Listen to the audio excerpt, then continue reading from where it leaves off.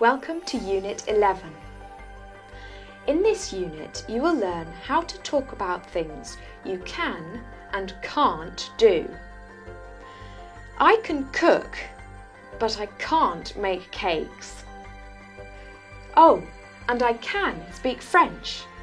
Bonjour, ça va? Are you good at making things? This unit has a video about a craft show where people make amazing objects.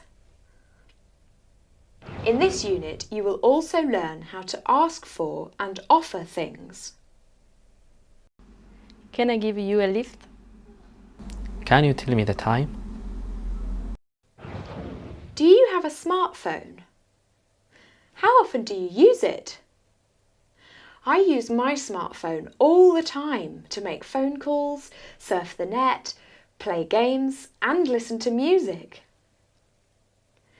In reading and speaking, you will read all about the history of the smartphone and its different uses. In vocabulary and speaking, we will look at adjectives and nouns that go together. For example, we don't say delicious sport. We say delicious food. What do you say when you are late for your English class? How about when you are lost?